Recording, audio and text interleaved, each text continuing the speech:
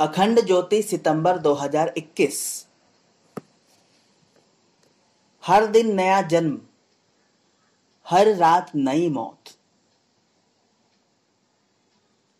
मृत्यु जीवन का परम सत्य है और सबसे बड़ा भय भी। लेकिन सामान्यतया मृत्यु के बारे में कोई अधिक सोचता नहीं। जब कोई अपना प्रियजन मृत्यु को प्राप्त होता है या स्वयं का मृत्यु से किसी रूप में साक्षात्कार हो जाता है, तो इन विषम पलों में हम मृत्यु पर गंभीर विचार के लिए विवश बाध्य हो जाते हैं। कोरोना काल में हम सब चारों ओर मृत्यु के तांडव के साक्षी रहे हैं।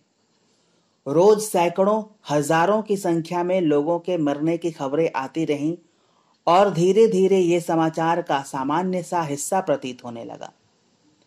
लेकिन जब कोई अपना नजदीकी स्वजन प्रियजन बिछड़ा तो जीवन गहरे दुख, शोक एवं वेदना से संतप्त हो उठा और हम मृत्यु के सत्य के बारे में सोचने के लिए मजबूर हुए।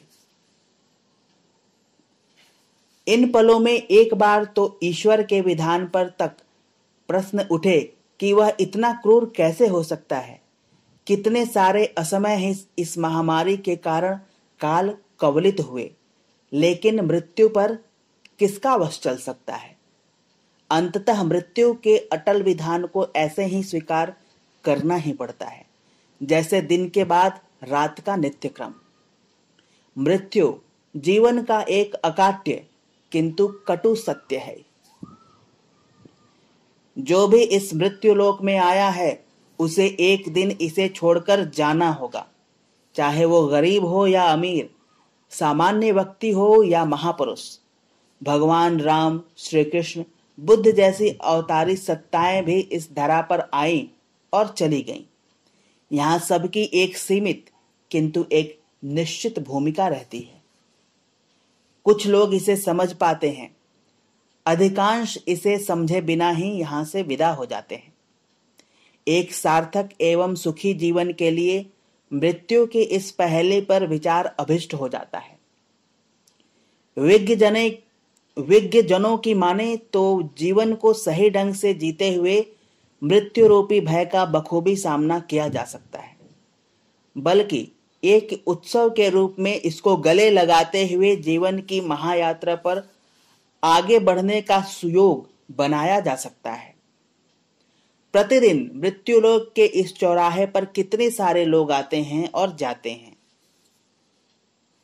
इन्हें हम कितना कौतुक भरी दृष्टि के साथ देखते हैं।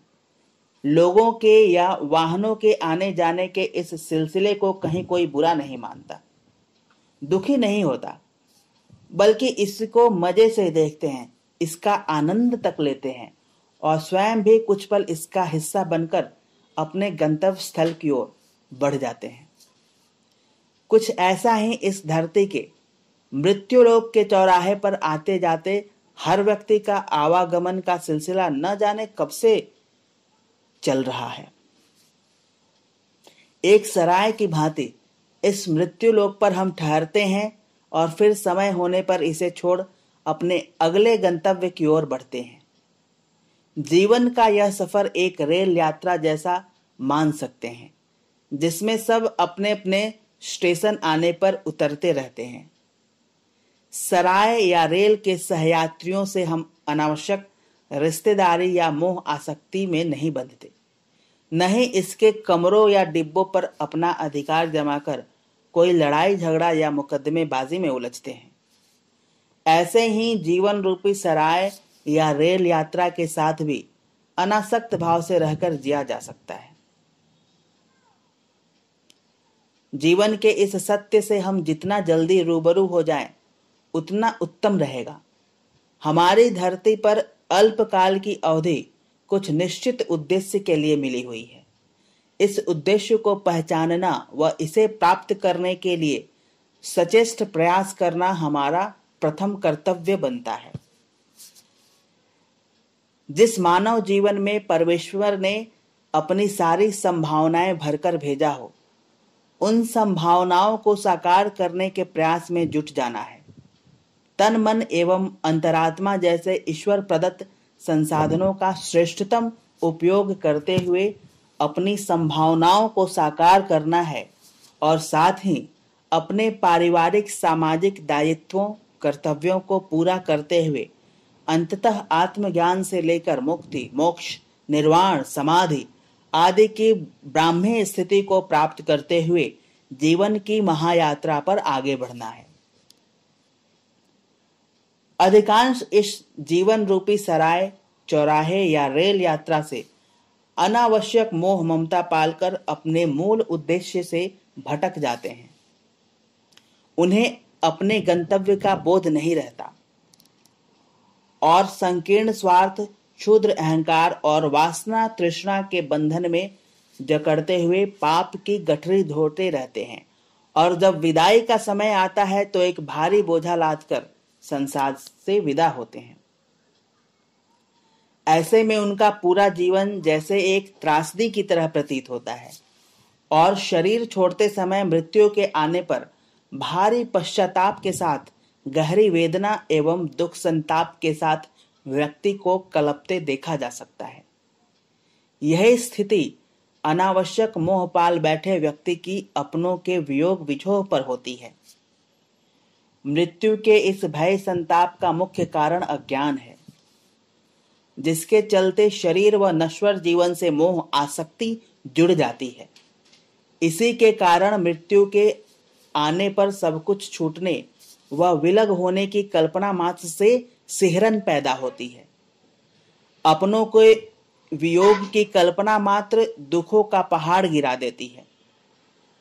कुछ पल के लिए शोक की स्थिति का आना तो स्वाभाविक है, जिस पर विवेकवान व्यक्ति अपनी पूर्व तैयारी एवं सूझ के आधार पर काबू पा लेते हैं और फिर जीवन को सामान्य संतुलित ढंग से जीते हैं।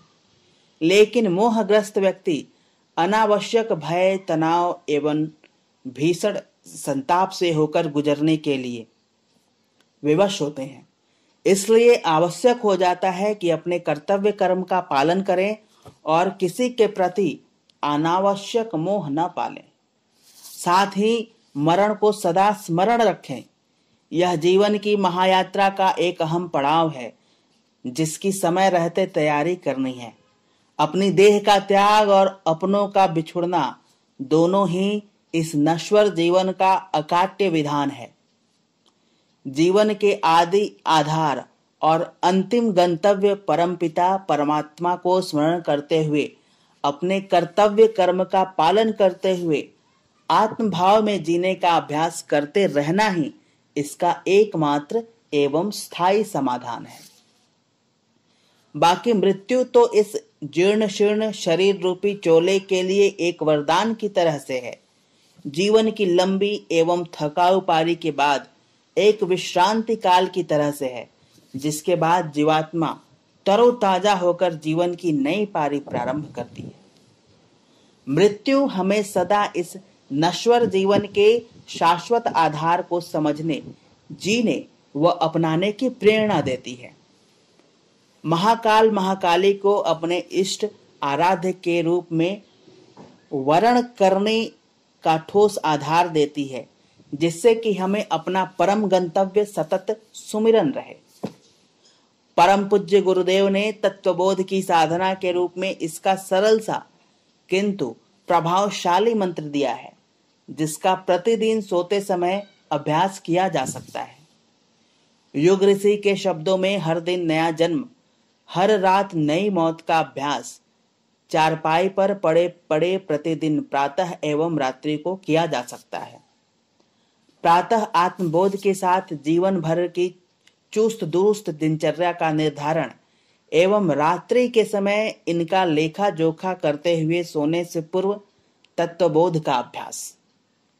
सब कामों से निवृत्त होकर जब निद्रा देवी की गोद में जाने की घड़ी आए तो कल्पना करना चाहिए कि एक सुंदर नाटक का पटाक्षेप हो चला।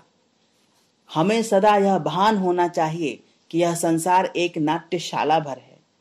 आज का दिन अपने को अभिनय करने के लिए मिला था, सो उसकी अच्छी तरह से खेलने का ईमानदारी से प्रयत्न किया। जो भूले रह गईं उन्हें याद रखेंगे और अगले दिन वैसी पुनरावृत्ति न होने देने की अधिक सावधानी बरतेंगे। अनेक वस्तुएं इस अभिनय में प्रयोग करने को मिली, अनेक साथियों का साथ रहा, उनका सानिध्य एवं उपयोग जितना आवश्यक था कर लिया गया। अब यथा समय छोड़कर पूर्ण शांति के साथ अपनी आश्रयदात्री माता निद्रा मृत्यु की गोद में निश्चिंत होकर शयन करते हैं। यह भावना वैराग्य का अभ्यास है, अनासक्ति का प्रयोग है। उपलब्ध वस्तुओं में से एक भी अपनी नहीं, साथी व्यक्तियों में से एक भी अपना नहीं, वे सब अपने परमेश्वर और अपने कर्तृत्व की उपज हैं। हमारा न किसी पर अधिकार है और न स्वामित्व। हर पदार्थ और हर प्राणी के साथ कर्तव्य बुद्धि से ठीक प्रकार व्यवहार कर लिया जाए, यही अपने लिए उचित है। इनसे अधिक मोह ममता के बंधन बांधना, स्वामित्व और अधिकार की अहंता जोड़ना निरर्थक है। अपना तो यह शरीर भी नहीं, कल परसों इसे धूली बनकर उड़ जाना है। तब जो संपदा, प्रयोग सामग्री, पद, परिस्थिति उपलब्ध है, उस पर अपना स्वामित्व जमाने का क्या हक। इनसे अनावश्यक ममता जोड़कर ऐसा कुछ न किया जाए जिससे अनुचित पाप कर्मों में संलग्न होना पड़े। यह विवेक हमें रात को सोते समय जागृत करना चाहिए और अनुभव करना चाहिए कि अहंता और ममता के बंधन तोड़कर एकात्म भाव से भगवान की मंगल गोद निद्रा मृत्यु में परम शांति और संतोष पूर्वक निमग्न हुआ जा रहा है। इस प्रकार की मनोभूमि का विकास होने से जीवन के अनेक क्षेत्रों में प्रगति होने की संभावना रहती है। इस प्रकार की भावना बनी रहने से मनुष्य माया मोह के हानिकारक बंधनों से अधिकांश में विमुक्त रहता है और आत्मोद्धार का वास्तविक लक्ष्य उसकी दृष्टि से ओझल नहीं होने पाता। इस प्रकार जो साधक जीवन के वास्तविक लक्ष्य को हस्तगत कर लेता है, उसे फिर व्यर्थ के जंजाल में नहीं फंसना पड़ता और फिर किसी दिन सचमुच ही मृत्यु आ जाए तो इन परिपक्व वैराग्य भावनाओं के आधार पर बिना भय और उद्वेग के शांतिपूर्वक विदा होते हुए मरणोत्तर जीवन में शांति का अधिकारी बना जा सकता है। समाप्त।